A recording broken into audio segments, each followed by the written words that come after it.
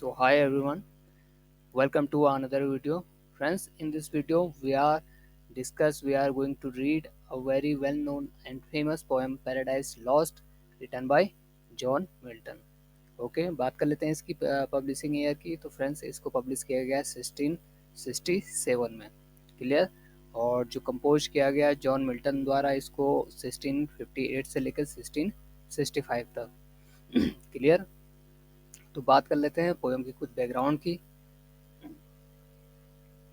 तो friends, poem की background कुछ इस तरीके से है, जैसे कि क्रिश्चियनिटी में माना जाता है जो समस्त जो अर्थ पे जितने भी ह्यूमन हैं वो सारे क्या हैं, जो एक एडम और ईव, यानी जो धरती के जो पहले मानव रहे हैं, मनुष्य रहे हैं, एडम और ईव है.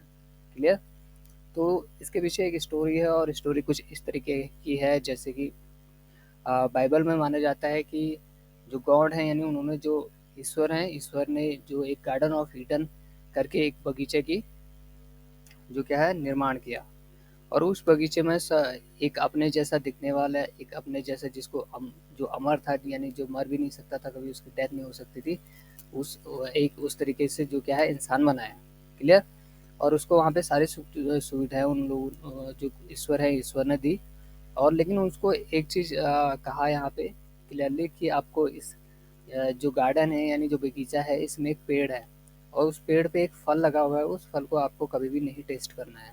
क्लियर. तो कुछ दिन वहाँ पे जो एडम होता है, यानी जो मेल होता है, वो रहता है. और कुछ दिनों बाद उसको वो गॉड को फिर बोलता है कि अब मेरे को यहाँ पे कोई साथी की यानी फ्रेंड की ज़रूरत है. देन उसके बाद गॉड क्या करते हैं, उसी की जो एडम है, एडम की पसली से ही एक जो फीमेल है, यानी जो ईव है, उसको बना देते हैं. क्लियर. तो अब इन दोनों को बनाने के बाद ये लोग वहाँ पे रहते हैं गार्डन ऑफ ईडन में. और यहाँ पे एंट्री होती है एक नए कैरेक्टर की, जो विलन होता है, यानी जो सैटन होता है. क्लियर.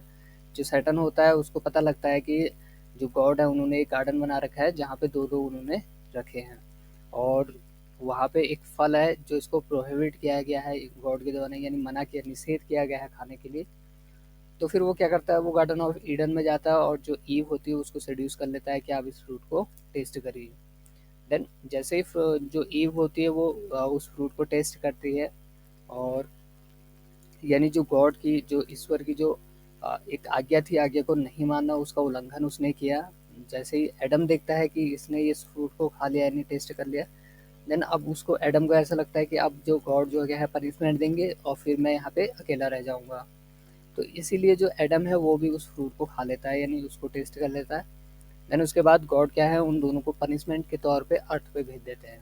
और कहा जाता है कि तभी से यहाँ पे जो अर्थ है, अर्थ पे मानव की शुरुआत हुई, यानी जो सारे अर्थ पे जितने भी लोग रह रहे हैं, इंसान रह रहे हैं, वो सब क्या है, उनकी संतानें हैं. क्लियर. तो ये रही कुछ पोएम की बैकग्राउंड. अब इस बैकग्राउंड से बढ़ के आगे देखते हैं, चलिए पोएम को डिस्कस करते हैं. क्लियर. चलिए. Of man first disobedience and the fruit of forbidden tree. क्या कह रहे हैं, ऑफ मैंस, यानी मनुष्य का पहली, डिसोबीडियंस कहते हैं जैसे किसी के आज्ञा ना मानना, यानी जो मनुष्य की पहली आज्ञा ना मानना, यानी जो अविज्ञा है, अवज्ञा थी. And the fruit of forbidden tree, वो क्या अवज्ञा थी, जो फॉरबिडन मीन्स होता है निषेध. क्लियर. तो जो पहली मानव की जो पहली अवज्ञा थी वो थी उस जो निषेध पेड़ के फ्रूट को टेस्ट करना. Whose mortal taste brought death into the world. और जिसका जो मॉर्टल टेस्ट, यानी जिसका जो फेटल टेस्ट है, वो ब्रॉट, ब्रॉट मीन्स लेके आया. ठीक. Clear. Death into the world, जो इस वर्ल्ड में मौत को लेके आया, यानी मृत्यु को लेके आया. एंड ऑल आवर वो कहते हैं दुख को, और सभी हमारे कष्टों को. क्लियर. तो क्या कह रहे हैं ऑथर यहाँ पे मिल्टन, कि जो मानव की जो पहली अवज्ञा है, जो उस फल के पेड़ को खाने से मानव ने पहली अपनी अवज्ञा करी. और जिस अवज्ञा के कारण जो इस समस्त पृथ्वी पे जो क्या है, मौत और जो मानव के सभी कष्ट आए. Clear. With lost of Eden, और क्या कर दिया, लॉस्ट ऑफ ईडन में खो देना, यानी उन्होंने क्या कर दिया, हमने यानी मानव ने लॉस्ट ऑफ ईडन, यानी जो गार्डन ऑफ ईडन था उसको भी हमने लॉस्ट कर दिया. फिर कह रहे हैं till one greater man restore us. तो यहाँ पे क्या कह रहे हैं, till one greater man restore us, यानी ग्रेटर मैन किसे कहा जा रहा है, जो ईसाइयों के कहते हैं क्रिश्चियनिटी में जो ईसा मसीह है उनको यहाँ पे ग्रेटर मैन कहा गया। क्लियर। तो जब तक कि एक महान व्यक्ति ने हमें रिस्टोर नहीं किया। And regain the blissful seat, regain कहते हैं पुनः स्थापित करना किसी चीज को, और रिगेन द ब्लिसफुल सीट यानी जो मानव ने जो अपनी अवज्ञा खोई थी, उस अवज्ञा खोने के कारण एक जो महान व्यक्ति थे यानी जो ईसा मसीह थे, तब तक उन सबको कष्टों का यानी उनका सामना करना पड़ा, और उसके बाद वो आए यानी ईसा मसीह आए, उन्होंने फिर से एक पुनः क्या है एक ब्लिसफुल सीट पे फिर से जो व्यक्ति है मानव है उसको स्थापित किया। क्लियर। तो ओवरऑल स्टांजा में क्या कह रहे हैं कि जो मानव की पहली अवज्ञा है, उस अवज्ञा के कारण ही यानी उसको उस फ्रूट को टेस्ट करने के कारण जो पृथ्वी पे समस्त दुख और जो मौत आई। क्लियर है। उसके कारण समस्त जो अर्थ पे मौत और मानव को मौत का सामना और जो तमाम दुख और कष्ट है उनका सामना करना पड़ा। और यहाँ तक कि जो गार्डन ऑफ ईडन है यानी जो बगीचा है वो भी मानव ने खो दिया। और जब तक कि एक जो ग्रेट मैन एक महान व्यक्ति ने हमें रिस्टोर नहीं किया यानी ईसा मसीह ने हमें रिस्टोर नहीं किया, रिगेन द ब्लिसफुल सीट और एक ब्लिसफुल सीट पे पुनः स्थापित नहीं करते। क्लियर। चलिए, sing heavenly muse that on the secret top of Oreb or Sinai didst inspired that seven. तो यहाँ पे जो मिल्टन है वो म्यूज को आवाहन करते हैं, इन्वोक करते हैं। अब म्यूज कौन होती है? म्यूज जो पोएम की देवी होती है। क्लियर। उसको म्यूज कहा जाता है, यानी गॉडेस ऑफ द पोएम को यहाँ पे म्यूज करके संबोधित किया जाता है। क्लियर है बात। चलिए, तो कह रहे हैं मिल्टन सिंग हेवनली म्यूज, गाओ स्वर्ग की, हेवनली मीन स्वर्ग की या कविता की देवी गाओ, that on the secret of Oreb और सिनाई। यहाँ पे दो नाम आए हैं, ओरेब और सिनाई। तो जो ओरेब और सिनाई है ये जो अरब है वहाँ पे क्या है, दो माउंटेन है, माउंटेन के नाम है। Clear. That the secret of Oreb और सिनाई, यानी जो सिनाई और ओरेब का जो पर्वत है। क्लियर। तो उसकी जो सीक्रेट यानी रहस्यमय, टॉप मीन्स चोटी, जो ओरेब और सिनाई पर्वत की जो रहस्यमय चोटी पे डिटेस्ट इंस्पायर दैट शेफर्ड, तुमने अपने एक शेफर्ड को, एक चरवाहे को इंस्पायर किया यानी प्रेरणा।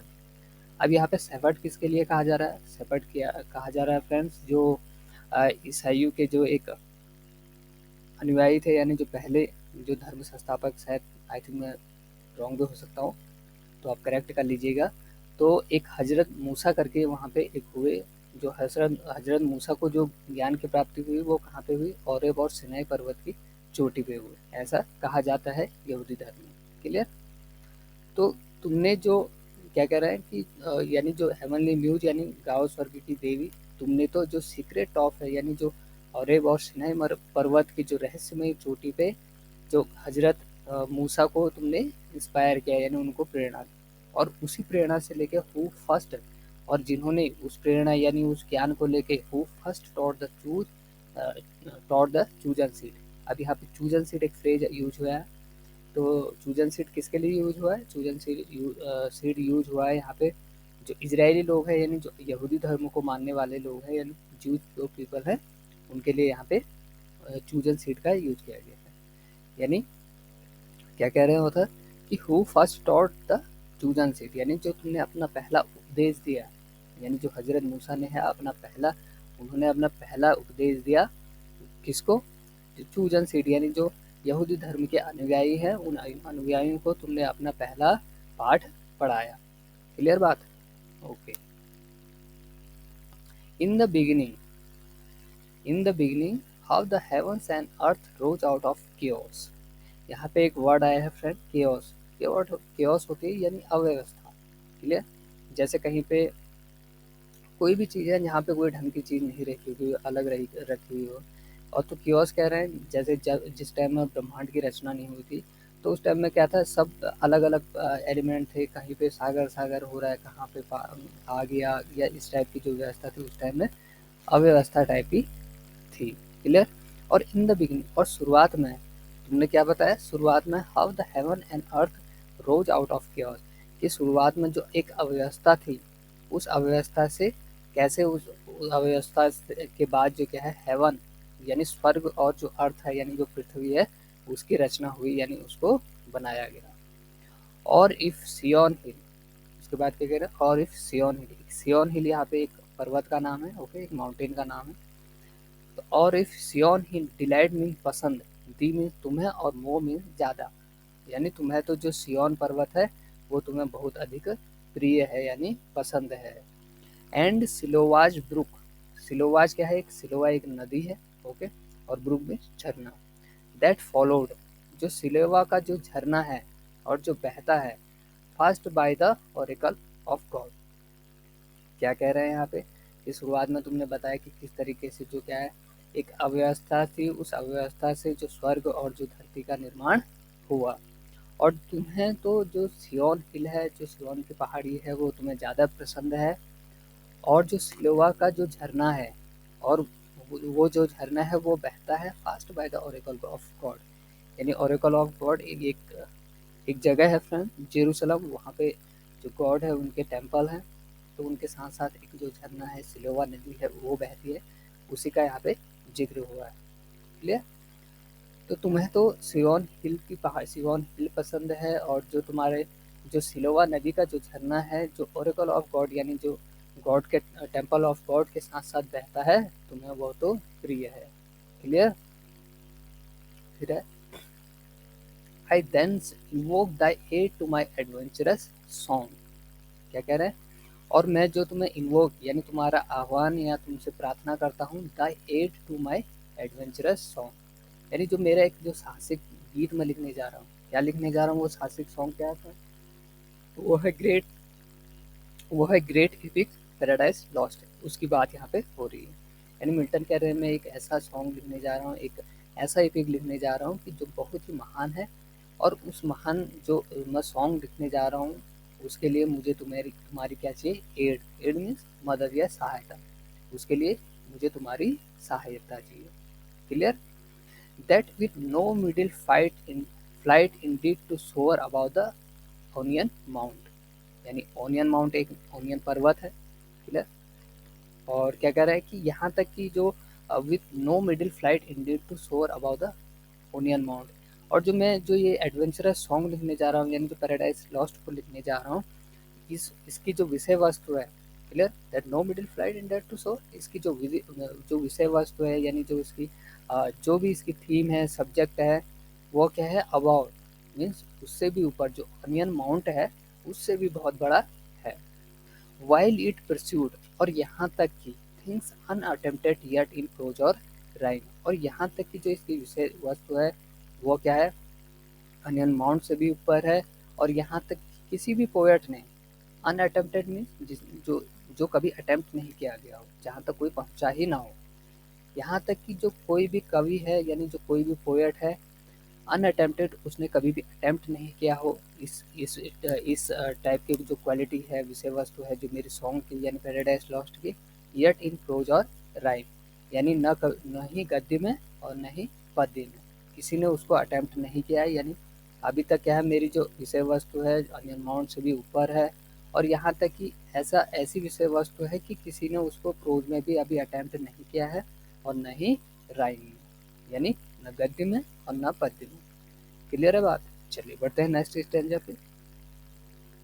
एंड चीफली दाओ, चीफली मीन्स मुख्यतः, दाओ मीन्स तुम है, ओ स्पिरिट, अरे हो ओ होली स्पिरिट, यानी अरे वो देवी आत्मा, and chiefly thou O spirit that dost prefer before all temples throw heart and pure. क्या कह रहे हैं, और तुम्हें तो मुख्यतः है, अरे वो होली स्पिरिट, यानी अरे वो दैवी आत्मा, तुम्हें तो मुख्यतः दोस्त प्रेफर, यानी तुम प्रेफर करते हो, यानी तुम पहले उनको प्रेफर करती हो, उन लोग किसको प्रेफर करते हो पहले, before all temples, sorry before all temples the upright heart and pure, यानी तुम तो जो ऑल टेम्पल्स, अपने जो सभी मंदिर हैं यानी जो तुम्हारे सभी टेम्पल्स हैं, उनसे भी पहले अपराइट हार्ट एंड प्योर, यानी जो अपराइट है हार्ट है, यानी जो स्वच्छ हार्ट है, हृदय है, और जो सदाचारी यानी जिसको कहते हैं सदाचारी एक, और जो प्योर, क्लियर, जो प्योर हृदय है, जो व्यक्तियों में जो हृदय है प्योर और सदाचारी जो भी हार्ट है, यानी जो हृदय है, उनको तुम अपने सबसे आप पहले उनको प्रेफर करते हो अपने मंदिरों से भी पहले। देखिए बड़ी अच्छी बात कही है यहाँ पे, इस स्टैंजो को एक बार फिर से देखेंगे। क्या कह रहे हैं? And chiefly O holy spirit, अरे वो दैवी आत्मा तुम्हें तो मुख्यतः है, तुम उस चीज तुम जो अपराइट हार्ट है, जो तुम, अरे वो होली स्पिरिट, तुम जो अपने जो तुम्हारे हार्ट हैं, अपने मतलब जो तुम लोगों के जो हृदय हैं, यानी जो हृदय हैं सदाचारी हृदय हैं और जो प्योर हृदय हैं, उनको तुम पहले प्रेफर करती हो, और जबकि अपने मंदिरों को जो है, अपने जो टेम्पल्स हैं जो इनमें पूजा करने आते हैं, उनको बाद में प्रेफर करती हो। क्लियर? इंस्ट्रक्ट मी, और मुझे आदेश दो, for thou knowest the from the first, मुझे इंस्ट्रक्ट करो यानी मुझे आदेश दो, या फिर मेरा जो क्या है प्रार्थना को स्वीकार करो। फॉर दावेस्ट, for thou knowest the from the first, क्योंकि तुम तो जब यानी जो तुम तो जब जिस समय में जो अर्थ है या पूरे ब्रह्मांड की रचना नहीं हुई थी, तुम तो उससे भी पहले यहाँ पे विद्यमान हो, यानी यहाँ पे स्थापित हो। और क्यों कहा गया है स्थापित हो? क्योंकि यहाँ जो देवी है यानी जो जो गॉडेस हैं उनका आह्वान कर रहे हैं, और वो उनसे कह रहे हैं कि मुझे इंस्ट्रक्ट करो, क्योंकि तुम तो यह समस्त संसार बनने से भी पहले से ही यहाँ पे विद्यमान हो। क्लियर? चले बढ़ते हैं आगे। चलिए अच्छा, the from the past, the from the, हाँ कहाँ से था? From the knowest, the from the first wast present and with mighty wing out sprayer, mighty means विशाल, विंग्स मीन्स पंख, आउट स्प्रेड मीन्स फैलाना। क्लियर? एक माइटी विंग, तुम तो ऐसे बैठी हो लाइक डव जैसे, एंड विथ माइटी विंग्स, और जो तुम्हारे विशाल का एक पंख है उनको फैलाए। Clear? Outspread dove like sets brooding on the vast arise and madest it pregnant, और तुम तो जो अपने विशाल पंखों को फैलाकर, क्लियर, तुम अपने विशाल पंखों को फैलाकर इस तरीके से बैठी हो, कैसे? Dove like sets brooding on the vast एरिज, कि जैसे कोई डव, यानी डव एक पक्षी होता है, क्लियर, जो जिसको फाख्ता बोलते हैं शायद हिंदी में, तो तुम तो एक डव की तरह अपने विशाल पंखों को फैलाए ऐसे बैठी हो जैसे कि तुम अंडे से रही हो। ब्रूडिंग ऑन द वास्ट एरिज में जैसे कोई पक्षी अपने अंडों को सेता है, उस तरीके से तुम बैठी हो। एंड मेडेस्ट इन प्रेग्नेंट, और तुमने उसको प्रेग्नेंट कर दिया। प्रेग्नेंट किसको कर दिया आपने? गर्भवती करना मीन्स किसको? एक प्रेग्नेंट का अर्थ यहाँ पे है जीवन शक्ति, यानी जहाँ से जो जीवन का निर्माण होता है, तुम तो उस तरीके से बैठी हो। क्लियर? यानी तुम जो जीवन शक्ति है, जीवन शक्ति से तुम भरपूर हो, तुम इस तरीके से अपने विशाल पंखों को फैलाकर बैठी हो जैसे ब्रूडिंग कर रही हो, यानी जो अपने अंडे हैं उनको सह रही हो, और उसी के कारण जो है क्या आज अर्थ पे जो क्या जो जीवन शक्ति जो है वो इस तरीके से बढ़ रही है। क्लियर? फिर कह रहे हैं मिल्टन यहाँ पे, what in me is dark, और मेरे अंदर जो भी अंधकार है, इल्यूमिन, उसको प्रकाश में कर दो। यानी what in me is dark means क्या है? अंधेरा। क्लियर?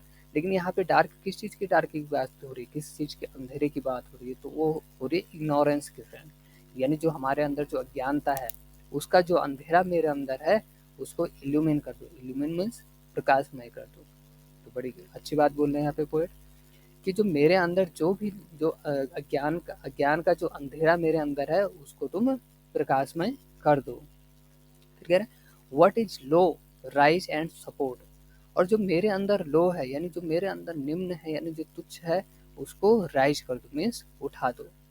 क्लियर? एंड सपोर्ट, और मेरी सहायता करो। किस किस में सहायता करो? एक एडवेंचरस सॉन्ग यानी पैराडाइज को लिखने में।